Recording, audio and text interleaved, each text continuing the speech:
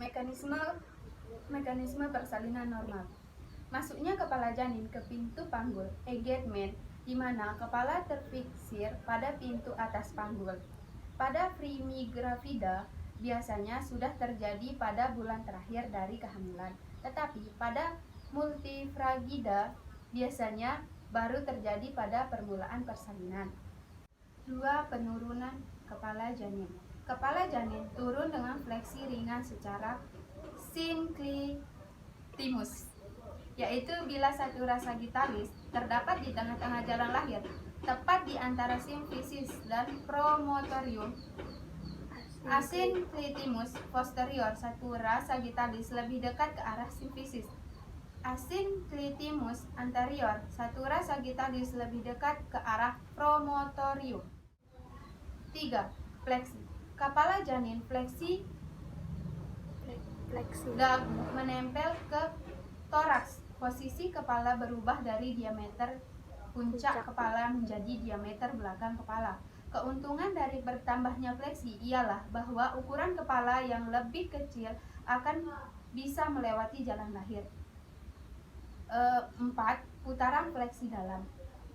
Putaran faksi dalam dimulai pada bidang spina ischiadica. Setiap kali terjadi kontraksi, kepala janin diarahkan ke bawah lengkung pubis dan kepala berputar ke mencapai otot-otot panggul. 5. Ekstensi.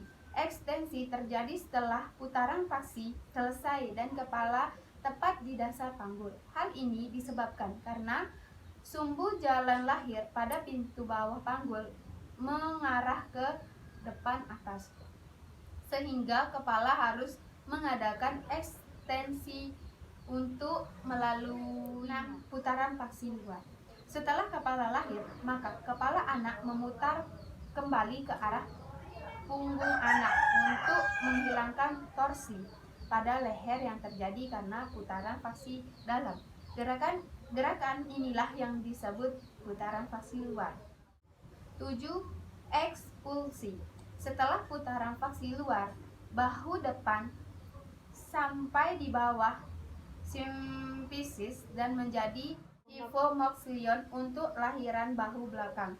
Kemudian bahu depan menyusul dan selanjutnya seluruh badan anak lahir setelah searah dengan faksi jalan lahir. Mekanisme persalinan bokong. Bokong masuk pintu atas panggul dapat melindungi atau miring mengikuti jalan lahir. Melakukan putaran faksi dalam 45 derajat sehingga toucher dapat berada di bawah simfisis. Melalui gerakan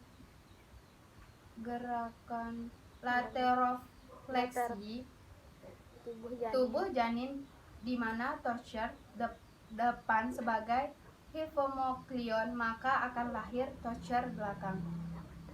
Selanjutnya, seluruh bokong lahir untuk melakukan putaran faksi dalam sehingga bahu depan berada di bawah simfisis.